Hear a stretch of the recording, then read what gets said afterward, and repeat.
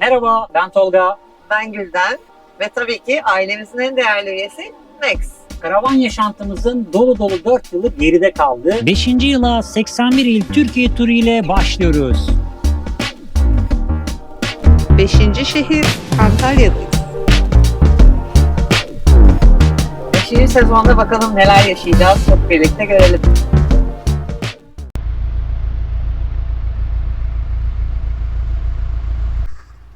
Merhaba. Bir saniye. Gaza Evet. geldiniz. Ne oldu? Kırmızı yanıyor hala. Herkes gitmeye kalktı. Çok uzun bekletti de. Merhaba. Ne yapıyorsunuz? Antalya'ya gezmeye devam ediyoruz biz. İnşallah Evet. siz de iyisinizdir. Bizimle birlikte gezmeye siz de devam ediyorsunuzdur. Kumluca'dayız. Antalya, Kumluca'yı biz çok seviyoruz. Evet. Bu Daha taraflara ne zaman yolumuz düşse mutlaka uğruyoruz. Uğramadan etmiyoruz Karavan çünkü hayatına başladığımızdan beri ne zaman gelsek mutlaka uğruyoruz Kumluca'ya. Ama bu sefer Kumluca'nın farklı bir noktasına gidiyoruz. evet, İlk çünkü defa şehir merkezine gidiyoruz. kargolarımız var. Evet, bileklik siparişlerimiz gelmişti. Sizle görüşmediğimiz o kısacık bir arada bileklik üretimine devam edip siparişlerin kargolarını verelim dedik ilk başlangıçta videoda. Evet. Kumluca'ya gelir gelmez bileklik siparişlerini hemen teslim edelim dedik. Evet. Evet, evet, evet. Evet, evet, evet, evet. Normalde sen araç kullanırken çok konuşamıyorsun ya. Evet. Ben o yüzden seni fazla böldüm sanırım şu anda. Evet. Çok niyetlendin konuşmaya ama. Bu sefer Evet, de ne ben güzel böldüm. konuşacaktım. Ben bu sefer sen benim konuşmama müsaade etmedin. Arkadaşlarla iki sohbetin belini kıramadık şurada. Tamam, buyurun buyurun. Yok yok yok, lütfen lütfen. Yolculuk keyifçisi de burada her zamanki gibi. Max'e bir destek daha yaptık alta ki oturduğunda yolu rahat rahat görebilsin paşam. Ama genelde yatmayı tercih ediyor yolculukta.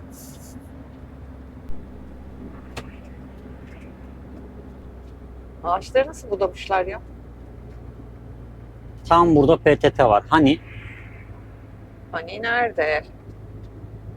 PTT'nin olduğu yerde yerler esiyor. Sera var orada ya. Bence hiç orada PTT olmamış. Yanlış konu. Ya bu Kumluca'da 4 tane PTT konumu var. İkisinde konum yanlış diyor. Burada PTT yok diyor. Burada Bu da yok. üçüncü konumdu. Burada da yok. Muhtemelen şehir merkezinin içindeki konumda var. İnşallah. Ümit ediyorum. Bu da enteresan ya. Google'ın PTT ile imtihanı. Yazayım hemen ben yorum şimdi. Burada öyle bir yer yok diye. Yaz. Sera var burada çünkü.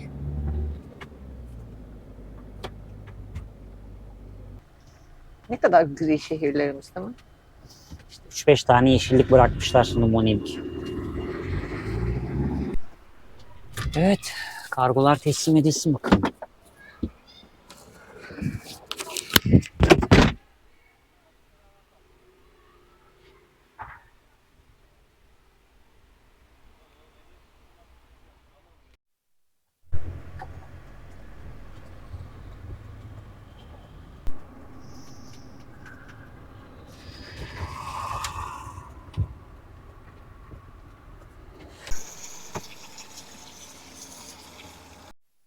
Kolay gelsin. Teşekkürler. Yine bir su takviyesi. Karavan hayatıyla ilgili en çok sorulan sorulardan biri. Su nereden buluyorsunuz? Her yerden. Su bulma konusunda hiçbir yerde sıkıntı yaşamıyoruz desek yeridir. Çünkü sahil kasabaları, köyler gibi yerlerde mutlaka her yerde çeşme var. Onun haricinde de böyle şehir içi yerleşimlerde aralardaki çeşmeleri bulamıyorsanız en kolay yol mezarlıklar. Mezarlık ya da cami. Evet. Mezarlıklar, camiler bu konuda sorunsuz. Hemen şurada bile çeşme var. Normalde belki karşınıza çıktığında çeşmeleri fark etmiyorsunuz ama karavanda ihtiyacınız olunca her yerdeki çeşmeler gözünüze çarpmaya başlıyor. Sen onları koy, ben bunu kapatayım.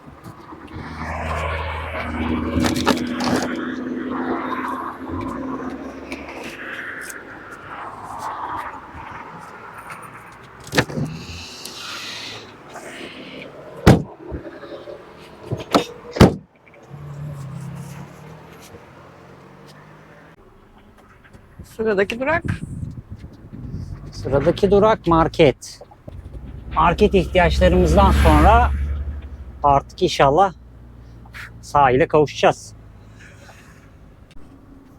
Bizim sobayı takmayalım oraya. Yok yok, yüksek.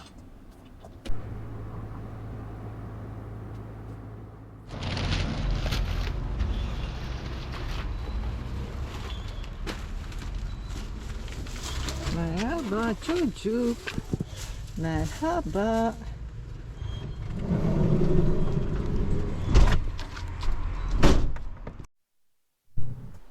Merhaba Tolga. Sana da merhaba. Merhaba Max. Nasılsın? Bütün işlerimizi hallettik. Artık sahile keyif yapmaya gidebiliriz.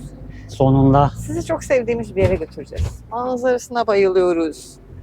Az önce bahsettiğimiz gibi zaten her bu tarafa geldiğimizde uğradığımız, vakit geçirip dinlendiğimiz, bol bol keyif yaptığımız bir yer göreceksiniz az sonra.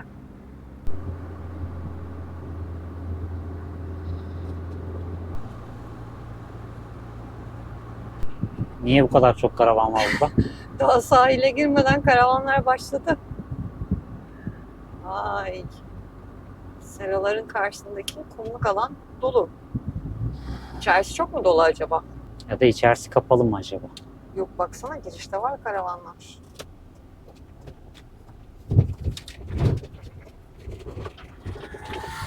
Burada niye karavanlar var? İşte burada bile varsa içerisi. Normalde buralar boş olur. O yüzden niye burada karavanlar var diye şaşırıyoruz aslında. Biz burayı bu mevsimlerde bu kadar kalabalık Bu kadar kalabalık mı? Kalabalık ne? Kalabalık esas buradaymış. Bu ne ya? Sanki bir etkinlik, bir toplantı, bir şey varmış gibi değil mi? Türk ve Türk bayrağı. Bence buraya çökmüşler. Tabii canım, sahilde. Sahilde normalde karavanlar olmaz. Şu yol kenarında park eden araçlar olur. Daha doğrusu.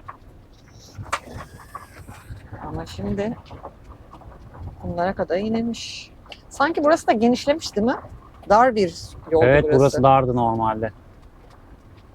Bakalım yer bulabilecek miyiz? Biz normalde bakalım. buralarda durmuyoruz. En sona doğru gidiyoruz ama karavanlar oraya kadar devam ediyor gibi. Evet, hemen girişte bir tuvalet, Evet. çeşme ve duş kabinleri var. Sahilde olmanın avantajı. Haliyle onlar burada olunca bütün kalabalık da burada. Çeşmebaşı kalabalığı. Suya ulaşım kolay. Suyumuzu doldurmuştuk biliyorsunuz. Şimdi de su boşaltma zamanı.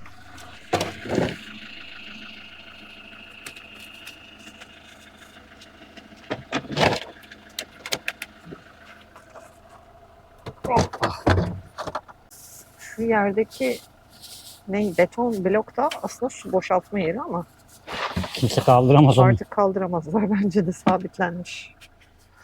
Sence orada bir yer var mı? Yani ileriye kadar karavanları görüyorum ben hala. Aralardan Bir görüyorum. de normalde burada şu anda tam bir araç sığıyordu. Burayı böyle bir genişletmişler. Evet onu fark ettim ben de. Bir karışmış ortalık. Önümüzdeki yer dar. Bu tarafı açmışlar. Burası Kayadan sonrası yine normal darlığında. Oo, içerisi de dolu canım benim. aha. Bakınız, Kalamayacağız mı biz bu sefer burada? sıkışırız bir yere ya. Hadi bakalım. Oho, ta yolun sonu bile dolu. O zaman Neyse. biz bir yerleşelim, bir yer bulalım. Ondan Evet. sonra devam edelim çekime. Belki başka bir konumda, belki burada. Bakalım yer bulabilecek miyiz?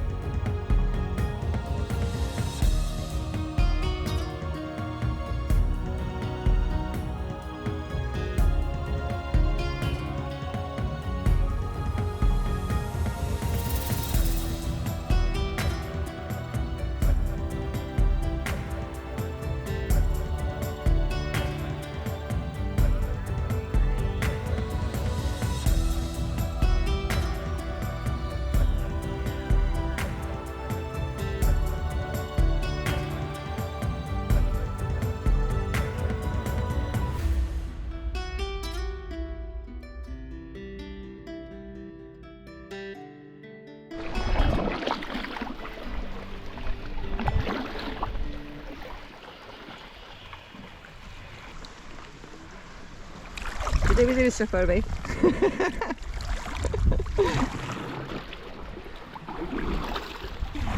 Biraz daha dönelim.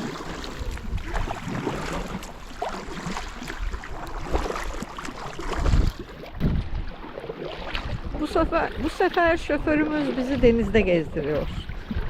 Nasılsınız arkadaşlar? İyi mi böyle? Keyfiniz yerinde mi? Bizim yerinde. Gün batımı manzaralı deniz gezisi.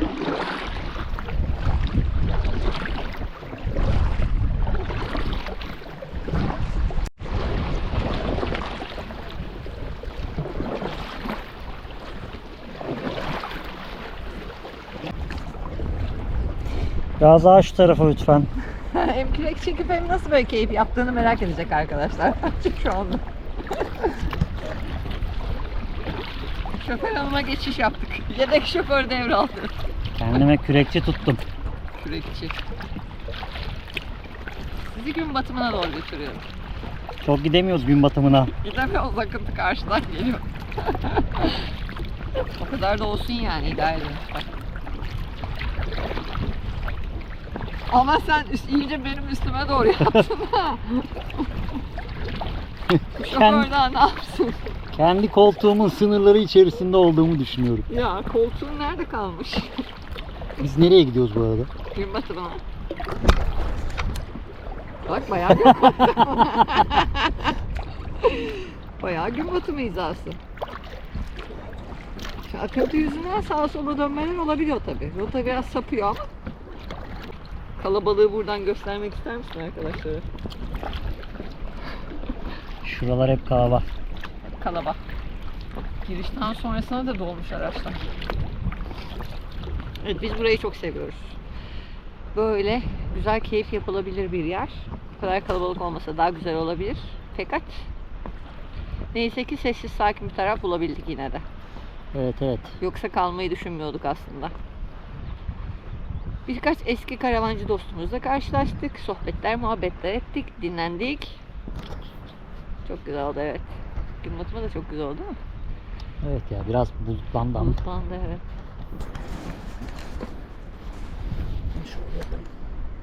Nereye? Finike ne taraf? Demre şu Finike taraf. işte ama o tarafa Biz ne gidiyoruz tarafa zaten. gidiyoruz? Aa, burnum ters oraya gidiyoruz. gitmiyor. Ters gidiyoruz. Ama sen sağa giderken ben sola gittiğim için bana Finike'ye gidiyormuşuz gibi geldi. İkimizin de aynı teknede olması dışında herhangi bir şey yok yani. Ama öyle.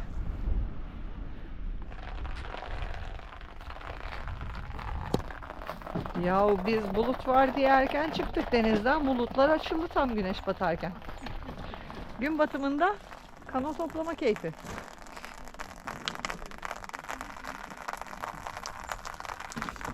Kanoyu tuzla kullandıktan sonra durulamazsınız. Küf yapar, nem yapar, Her şey pas yapar. O yüzden sefası olduğu kadar cefası da var bu arkadaşların. Sen şu an Tolga ne yapıyor? Niye böyle duruyor?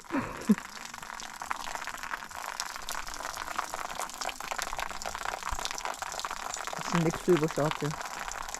Yalan manzarayı seyrediyorum. Oynama çocuğum suyla. Yardımcı oluyorum. Bak, sen yardım etmeyince akmıyor, gördün mü? Ben yardım edince akıyor.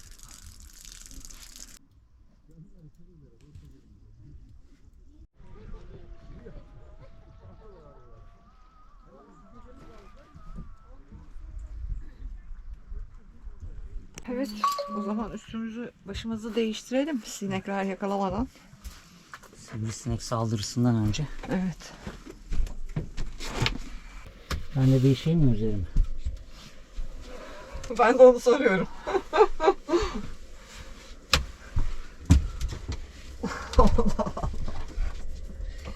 Arkamdan laf yaparsa bana söyleyin.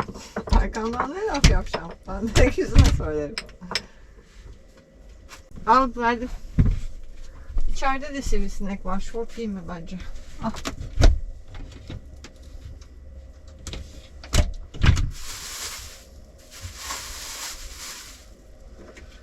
Olmamış kaba kalmışız. Kabaklar sahte çıktı. İşte kabak renkleri solmuş. Bak şimdi. Hı. Teyzenin biri kızacak sana. Teyzenin biri. Ha. Diyecek ki Gülce Hanım hep kolay kaçıyorsunuz. Hiç şöyle bir sulu selli yemek yapmıyorsunuz. Sulu selli yemek yapmıyorsun, salata yapmıyorsun. Ne Tabii. kadar tembelsin sen ya. Ya Gülden Hanım. Hep hazır, hep hazır. Aa lütfen. Allah'tan dışarıda yemek yemiyoruz ha, yoksa şey diyecek. Karavana mutfağa niye koydunuz falan. Allah der, o potansiyel vardı o cümleleri yazan teyzede. Değil mi Max? Halbuki ben hemen öncesinde o kadar 20 tane 30 tane yer gezip üstünde bir de börek yapmışım. Ama yok. Sulu Yaranamıyoruz. selli yemek yapman lazım. Tabii sulu Kuru selli. kuru olmaz.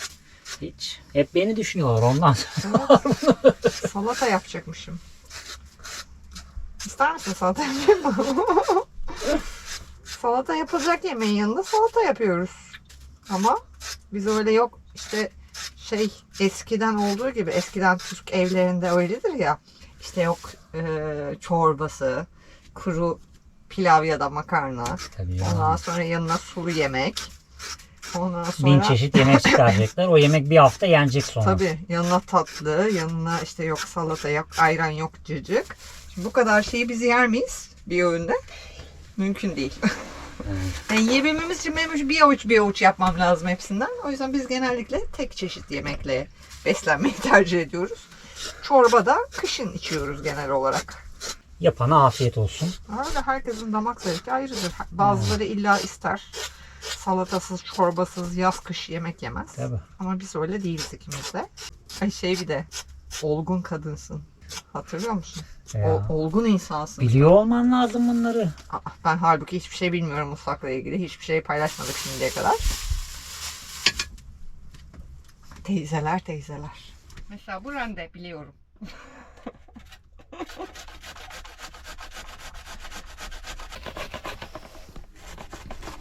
Gülden Hanım bu işi biliyorsunuz. Bir de biz mesela fark ettiyseniz yemeği yemeden hemen önce yemek yapıyoruz. Çünkü ben sıcak yemek yemeyi seviyorum. Beklemiş yemek değil. Taze öğünlük yemekler yapıyoruz. Öyle koca tencere bir yemek yapayım, işte ertesi gün yiyelim ya da gündüzden yapayım akşam yiyelim gibi bir durum yok bizde. Sen de mi istemezsin? Yani ben öyle yaptığım için mecburen öyle de yiyor olabilirsin ama. Ağacım 2 gün 3 gün aynı yemek yenir mi ya? Evet, taze. Hem Ne gerek var dolabımızda abi? yemek saklamamış oluyoruz böylelikle. Yemek yemeden hemen önce, işte yarım saat, 1 saat öncesinde yemeğimiz hazırlanıyor ve sofraya geliyor direkt sıcak. Rendemizin içini, dışını, her yerini temizliyoruz ki kabak minik rendelenmiş parçacıkları lavabonun içine kaçmasın.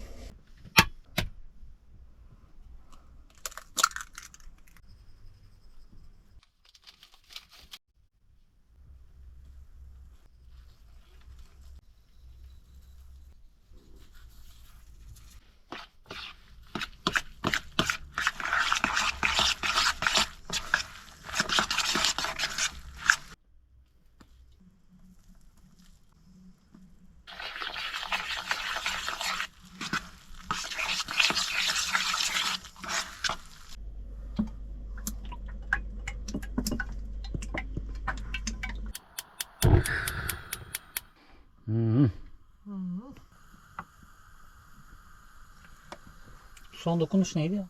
Oraya kenarıya düşmüştü bir tane, onu topladım. O meslek sırrı, karıştırma. Bak şurada gezen var bir tane, gördün mü? Evet. Şöyle yapıyorsun, hop bunun üstüne atıyorsun. Hop topluyorsun böyle. Boynum altından bembeyaz ışık geliyor. Dur, az geri gideyim.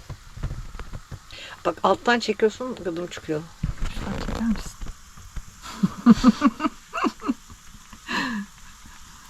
Düşeceğim şimdi, dur.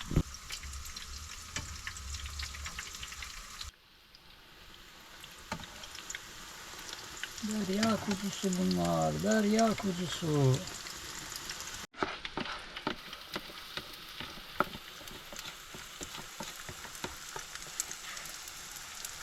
Bu da son.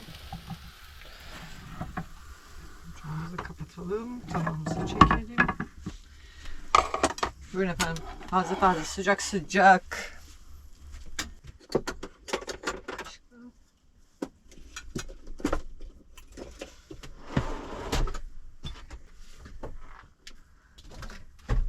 Yoğurt mu istiyormuş bu çocuk da?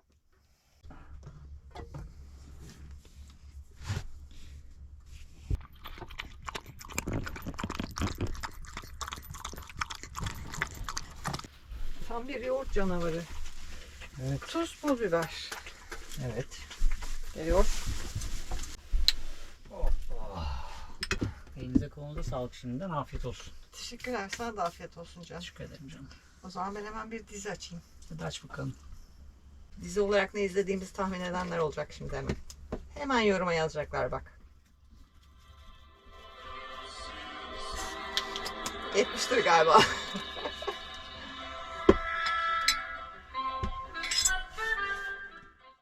Hoşçakal Mavi Kent. Misafirliğin kısası makbuldür Mavi Kent. Kalıcı misafirlerine duyurulur. Keyif yaptık. Yola devam ediyoruz. Sizi gezmeye götürüyoruz. Nereye götürüyorsun bizi şoför bey? Yağmura doğru olmanın dışında. Yağmura doğru gideceğim. Berekete doğru götürüyorum sizi. Üstümüzde kapkara bir bulut. Tam olarak o gördüğünüz bulutun içine gireceğiz. Eyvah. Hatta ekranda gözükmeyen bulutun olduğu yerde burun var. O kadar gözükmüyor şu anda. Biz bulutlara giderken bulutlar bize doğru geldi. Daha erken girdik yağmura. Evet.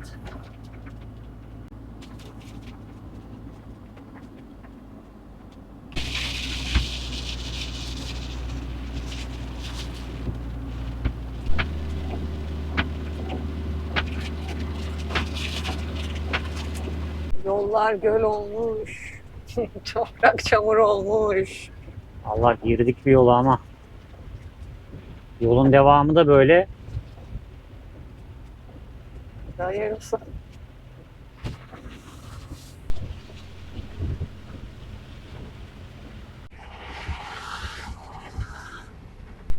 Nispeten güneşi görmeye başladık.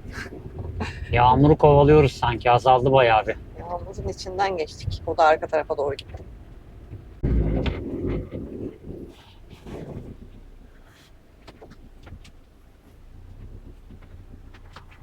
Güneş açtı önümüzde. Sonunda güneş açtı. Ama yol bitti. Yol bitmedi. Var daha yol. Var var. Var da çok eğimli değil mi şurası? O Yok. yüzden bitti dedim. İleri de gidebiliriz. Burada da durabiliriz. Hı. Bakalım ya. Güneş de açtı. Yağmur da yok. Galiba gitmeye karar verdim. Evet. Çok çukurlu buralar. Ama hep bozuk yollar güzel yerlere çıkıyor.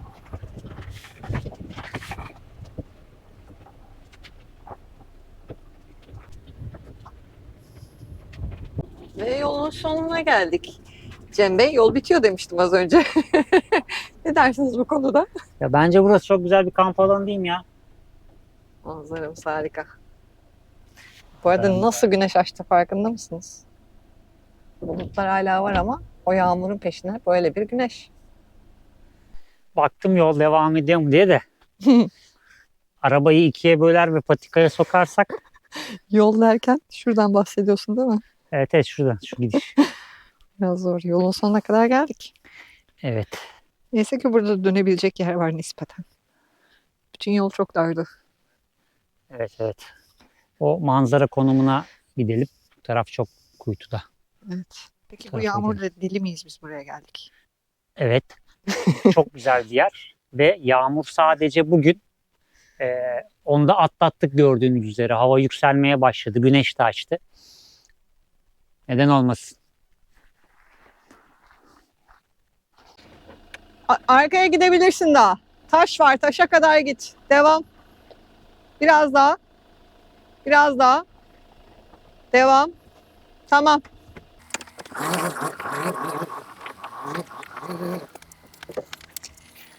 Gel. Gel gel gel gel gel gel. Biraz daha gelebilirsin. Gel. Gel. Tamam tamam. Tamam.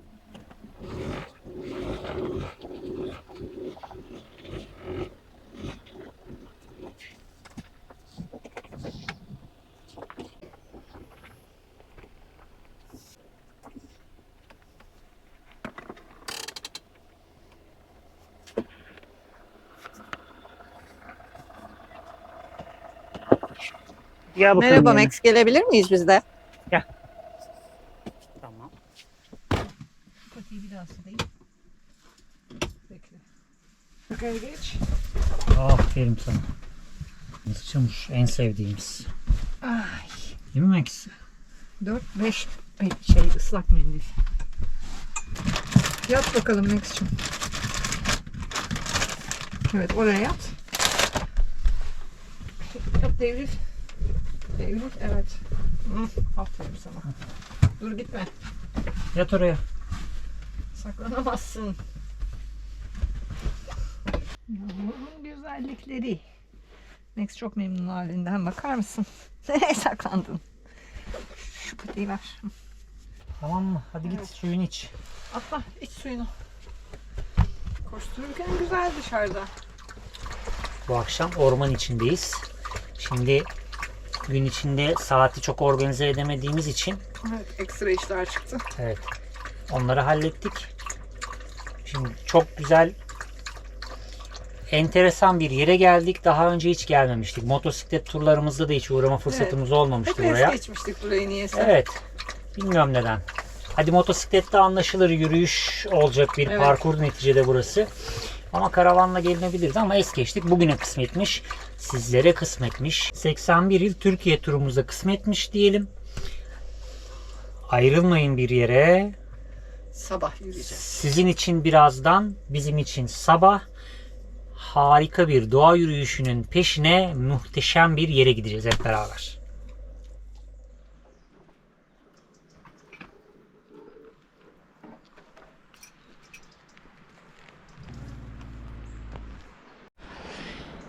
Dün akşam harika bir yerde kaldık. Karavanımızı çok güzel bir yere park ettik. Sizce de çok güzel değil mi? Tam şu karşısı, şurası parmağımın ucunun olduğu yer. Mavi Kent Kumluca.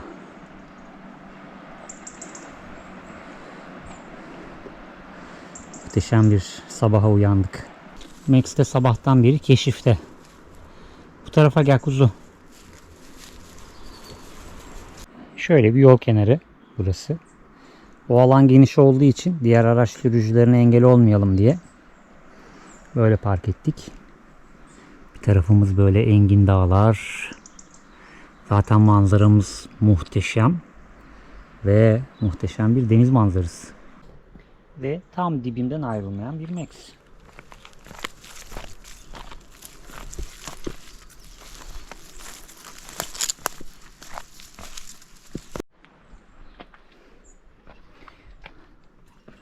Sanıyorum ki kahveler de hazır.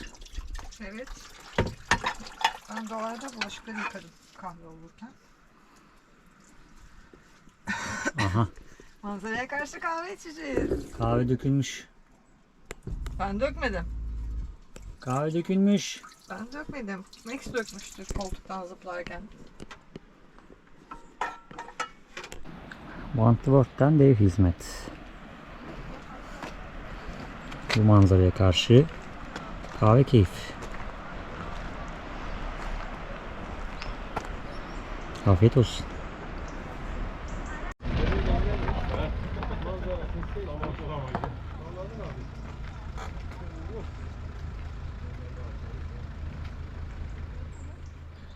Sopamızı aldık. Max yanımızda. Kameramanınız Cevat Kelle. Full donanımlı. O zaman yürüyüşe başlayalım. Biz başladık bile. Hadi gelin. Issız ormanda ilerliyorlardı. Kimse yoktu. Şu arkamdan da beyaz bir şey geliyormuş. Tam dibinden geliyor. Tabi topuğumun dibi. 1,5 kilometremiz var. Böyle her 50 metrede bir durup devam edersek muhtemelen akşama varacağız gibi geliyor bana. İyi de fotoğraf çekmeyelim mi? Hep YouTube mu, Instagram'dakileri düşünmeyelim mi? Düşünelim. Dikkat et dallara.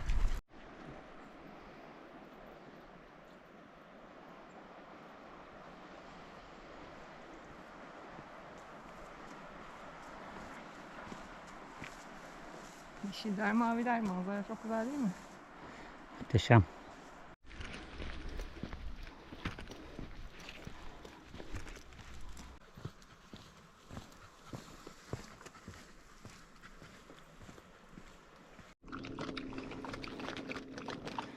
tür doğa yürüyüşlerinde yanınıza bolca su almayı sakın ihmal etmeyin dostlar.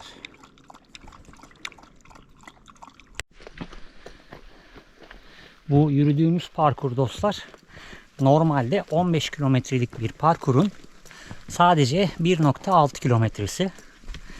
Hep böyle doğa yürüyüşü ağaçların altından ama 1.6 yazıyor şeyde ama internette haritada 1.8 yazıyor. Bir yerde de 3.2 yazıyor niyeyse. işte kim kafasına göre nasıl algılayabiliyorsa öyle bir şeyler. Yürüyüşten sonra bakarız telefonda biz ne kadar yürümüşüz.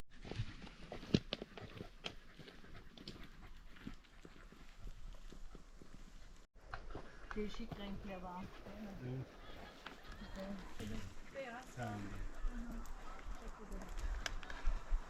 Ya bakın sen. Hadi.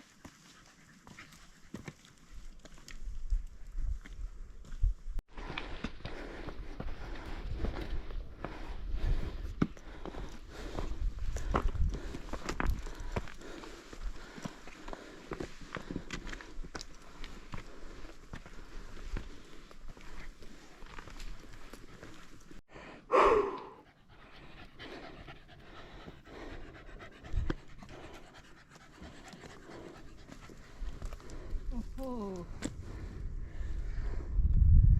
Şuralardan buralardan çıka buraya kadar geldik. Bayağı çıktık ya.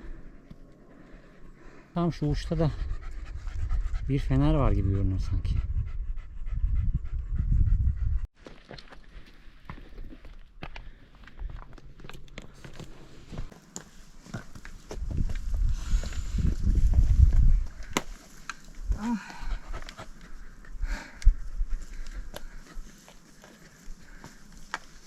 Of.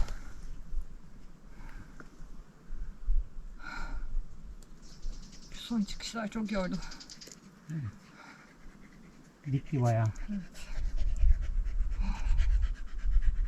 Next biraz daha su ister misin?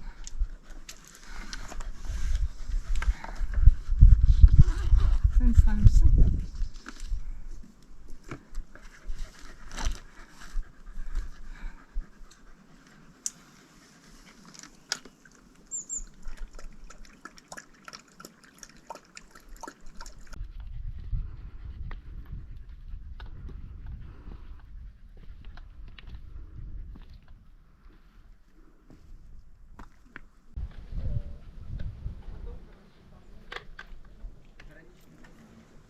Bir 1,5 kilometrelik zorlu bir parkurun ardından hedef noktamıza geldik. Karşınızda Gelidonya Feneri.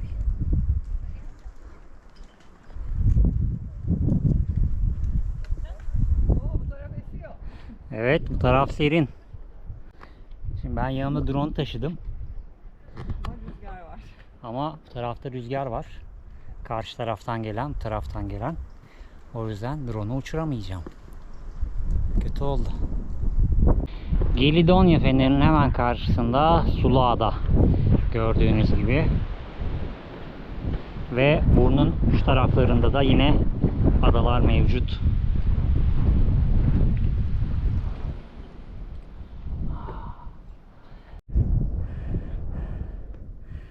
Muhteşem bir manzara ya. Yolunuz bu taraflara düşerse 1,6 kilometre, burası fazla değildir. Mutlaka buraya uğrayın. Çok güzel ya. Doğa yürüyüşleri yapmayı seviyor musunuz bilmiyorum ama yani bu parkur yürünür.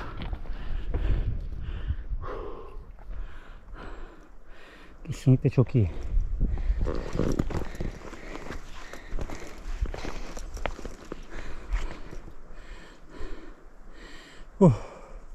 Manzara her açıdan mükemmel.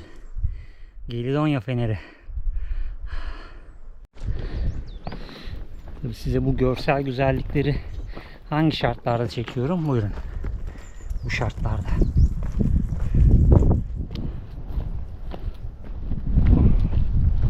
Şimdi Güllen'le Max'in yanına gideyim. Çünkü 2 tane köpek vardı.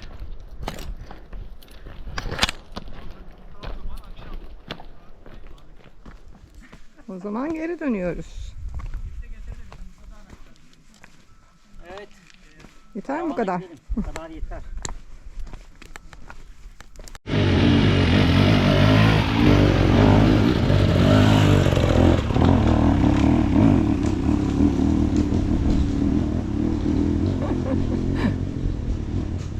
Çok ayıp bir şey bu ya. Bizim gibi eski motorculara çok ayıp. Yapılır mı bu? Yapılır mı bu ya? Nasıl içim gitti var ya. Nasıl içim gitti. Of. Kan, ter, gözyaşı. Ne ararsan var. Ayakkabılar, botlar. Yalnız rota güzeldi. Güzeldi evet. Likya yolunun 15 kilometrelik, yani buradan Karaöz Adrasan arası güzergahı en zorlu güzergah olarak lanse ediliyor. Tabii biz bu zorlu güzergahın sadece 1,5 kilometresini yürüdük. Geriye 13,5 kilometre daha var normal şartlarda. Yürüyen arkadaşlara kolaylıklar gelsin diyoruz. Evet, biz bile bu kadar kilometrede canımız çıktı eşyasız. Bir de onlar çantalarla, koca koca eşyalarla yürüyorlar. Bu Karaöz ve Adrasan arasındaki yolda hiç su bulma şansı yokmuş. O yüzden bir de ekstra su taşımak zorunda kalıyorlar. Evet. Gerçekten kolaylıklar. Çanta askı izleri. Sırtın komple ıslak. Şu da. Evet. Bu da drone'un izi. Şu da kanter gözyaşı. Ben şöyle atıyorum kendimi. Hoppa. Ah. İlk yanımıza fazla su almışız. Hepsini bitirdik. Evet. Oh. Antalya'nın bir etabını daha bitirmenin vermiş olduğu mutlulukla birlikte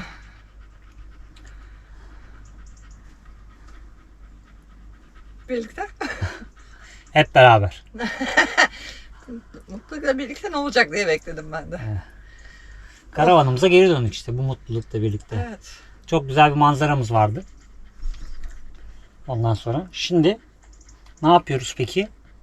Şimdi sizler için ve bizler için daha güzel yerler keşfetmek adına yola çıkacağız. Ama siz bir sonraki videoda izleyeceksiniz. Artık bu videoya veda edelim. Kendinize çok iyi bakın. Bir sonraki macerada görüşmek üzere. Hoşçakalın. Oh. Sen yanağını yolmuşsun. Ben her tarafım yolmuş olabilirim. Kocaman bir yarık var yanağında.